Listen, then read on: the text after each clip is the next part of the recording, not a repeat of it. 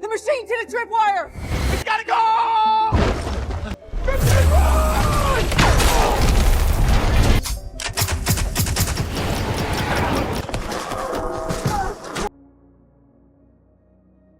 A team of soldiers arrives at a remote military post to deliver several car batteries to another unit stationed in the area.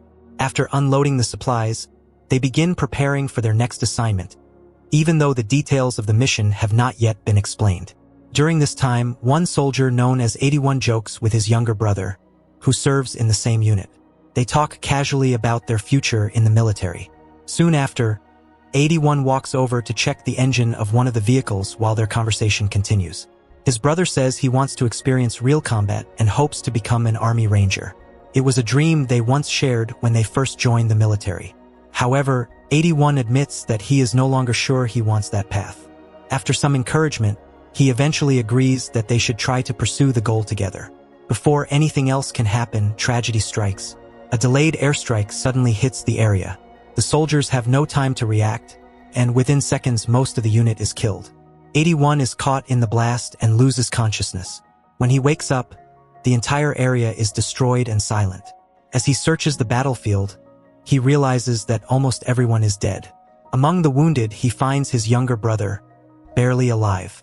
The story then jumps 2 years ahead to a ranger training facility in Colorado. At the base, a group of candidates receives an urgent order to report to the induction hall. Once gathered, each recruit is given a small plastic bag. They are ordered to place their name tags, documents, rank insignia, and personal belongings inside. From that moment on, their identities are replaced with assigned numbers. During the process, the candidate followed in the story is chosen as a team leader. Soon afterward, the instructors explain the challenge ahead. The recruits must complete an 8-week selection course known as one of the toughest military training programs. Throughout the course, their physical strength, mental endurance, and emotional stability will be pushed beyond their limits. Only those who survive the training will advance to the final stage, a brutal 24-hour simulated mission called the Death March. Anyone who completes the mission earns the right to wear the Ranger Scroll and Tan Beret, joining one of the most respected regiments in the United States Army. As training begins, the intensity becomes clear. The candidates endure exhausting drills and constant challenges every day. Among them, 81 pushes himself harder than anyone else and refuses to slow down even under extreme pressure. As time passes, the strain begins to break many trainees. One by one they fail and are removed from the program. Only the toughest candidates remain. One evening, several trainees quietly talk about the tragedy involving 81 and his brother. During the conversation, their attention shifts to a television nearby. A news broadcast reports that scientists have detected a strange object moving toward Earth. According to their analysis, the object may have come from outside the solar system. Despite the unusual report, life at the training base continues normally. The demanding program moves forward and the recruits follow their strict schedule. During a lunch break, the subject of 81's brother comes up again. Eventually, one soldier asks him about it directly. Later that night, one of 81's roommates notices him taking medication and becomes curious. The next morning, they briefly talk about it before returning to their training. As the selection continues, the pressure increases. More candidates are unable to continue and are removed from the course. Only a small group remains. During one training day, 81 begins experiencing intense flashbacks about the airstrike, especially the moment his brother was wounded. For a moment it feels real, but it is only a nightmare. Another exhausting day begins and 81 forces himself to endure the pain. During one drill, he suddenly remembers trying to carry his injured brother to safety. The memory overwhelms him. While performing the exercise, he collapses in the water and loses consciousness. Fortunately, instructors quickly pull him out before the situation becomes worse. However, the incident raises concerns. One of the commanding officers begins questioning whether 81 is mentally stable enough to remain in the program. Not long after, 81 is called into an office meeting. Inside, Sergeant Torres and another officer explain their decision. Based on what they have seen, they recommend that he withdraw from the course. 81 refuses to accept the decision. When he begins arguing, they order him to sit down. He defends himself by saying he has not failed any training event. The instructors agree that his physical performance is not the problem. In fact, they say he is one of the strongest candidates they have seen. What concerns them is his mental state. Their records show he has not been sleeping properly. Feedback from other candidates suggests he often isolates himself. They also remind him that after his brother's death, he was supposed to attend 2 therapy sessions. Instead, the records show that on the same day he left his previous assignment, he immediately applied for the RAS selection program and kept applying repeatedly. When they ask why he is so determined, 81 gives a simple answer. He just wants to reach the finish line. The officers tell him that what he is facing now is not the finish line. It is only the beginning. They warn that if he is removed from the program officially, he may never be allowed to apply again. Because of that, they suggest he withdraw voluntarily and return when he is truly ready. All he has to do is sign a form confirming that he is leaving by choice. But 81 refuses. The next day, the instructors begin calling out a list of numbers. When 81 hears his number, he assumes he is about to be dismissed. However, an unexpected twist follows. The candidates whose numbers are called are told to step forward. Instead of being removed, they are informed that they are the ones who will continue. With that announcement, the remaining trainees realize they have reached the final stage of training to become Army Rangers. Not long afterward, they receive the briefing for their final simulation exercise. The mission is a reconnaissance and rescue operation. 2 Black Hawk helicopters will deploy them into a landing zone deep inside hostile territory. From there, they must move through dangerous terrain to locate a crashed aircraft and destroy it so it cannot fall into enemy hands. Their second objective is to find a nearby rebel settlement where the pilot of the downed aircraft is believed to be held captive. For the exercise, their rifles are equipped with blank firing devices, and they are ordered not to use live ammunition. The team leader assigned to the mission is 81. With everything prepared, the final and extremely demanding exercise, often called the Death March, officially begins.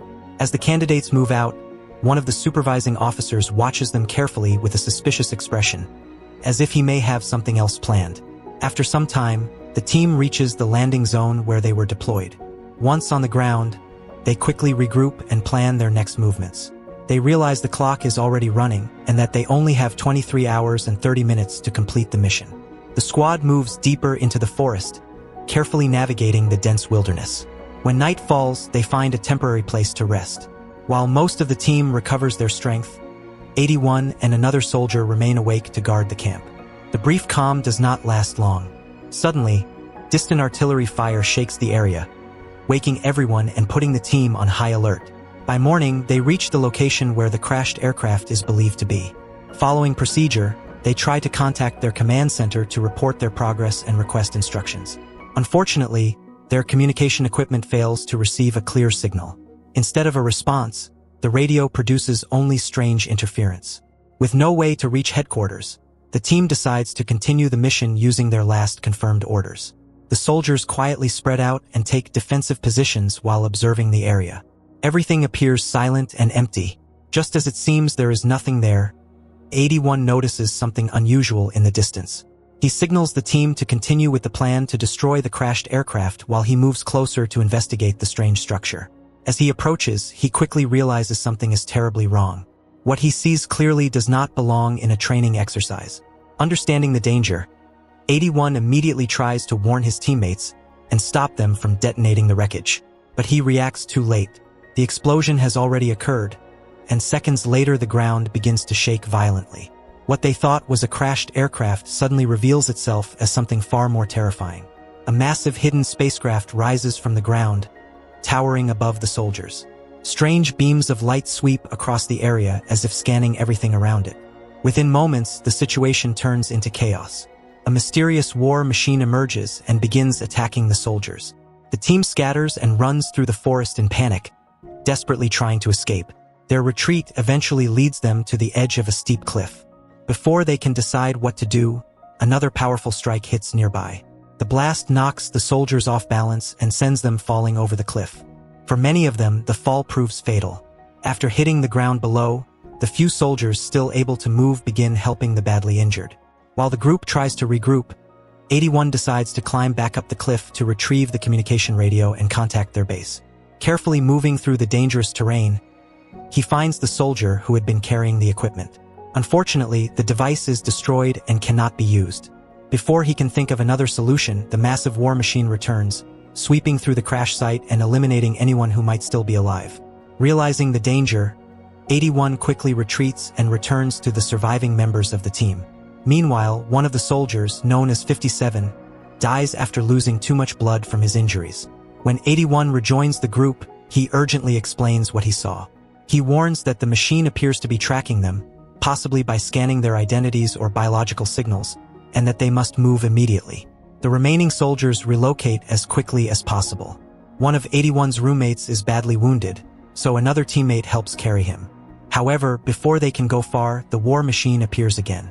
In a brutal moment, the soldier carrying the injured man is killed instantly. The machine then scans the area, searching for the rest of the squad. The survivors are soon detected, forcing them into a desperate fight just to stay alive. After escaping for the moment, the exhausted group finally finds a small place to stop. There they try to treat the wounded as best they can. Unfortunately, the earlier fall destroyed most of their morphine supply, forcing them to treat serious injuries without proper pain relief. After doing everything they could to treat the wounded, the group moved forward again, hoping to reach safer ground. Their path soon led them to a freezing waterfall that completely blocked the route.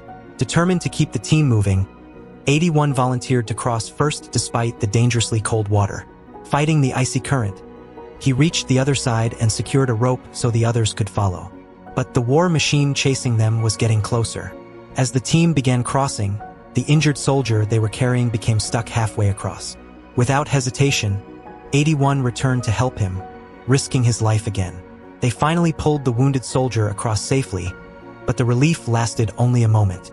Soon afterward, the relentless machine caught up and launched another attack. During the chaos near the waterfall, 81 became trapped underwater after getting tangled in the rope. Realizing he could drown, he cut himself free and deliberately drew the machine's attention toward himself so the others could escape. After a tense struggle, the team pushed through to the other side of the waterfall. When they regrouped, they encountered one of their senior officers, who seemed relieved that some of them had survived. With no time to waste, the survivors moved deeper into the forest and soon reached the village that was supposed to be part of their rescue mission. Instead of finding allies or the captured pilot, they discovered that the entire camp had been destroyed. While trying to understand what happened, they heard a sound nearby. When they investigated, they found the sergeant, but he was already dying from his injuries. The discovery left the team shaken. Seeing the danger around them, 81 urged everyone to leave immediately. However, tension quickly rose and turned into an argument. During the confrontation, 81 revealed the truth about his brother's death. He admitted that he never felt like a hero because he collapsed 18 kilometers from the perimeter and failed to complete the rescue. Despite the emotional moment, the team quickly prepared their vehicle and left the village. Suddenly, another strike hit the area. Although the explosion landed farther away, it reminded them that the threat was still close. Their escape did not go unnoticed. The war machine spotted them, and during the chaos, Soldier 15 was killed while trying to deliver ammunition to his teammates. A brutal fight for survival followed as the machine launched continuous attacks. Eventually, it disabled their vehicle, forcing them off their route. A dangerous high-speed chase followed, leaving several soldiers badly injured. Amid the chaos, Soldier 7 was thrown from the vehicle, and moments later the vehicle crashed. After some time, 81 regained consciousness. When he looked around, the situation was devastating. Most of his teammates appeared to be dead. Searching the area, he found only a damaged piece of the machine. Then he heard a strange sound in the distance. Looking toward the noise, he realized the war machine was still active and seemed to be transmitting a signal into space, possibly calling for reinforcements. To his surprise, 7 was still alive, barely holding on. At that moment, another scanning wave passed through the area.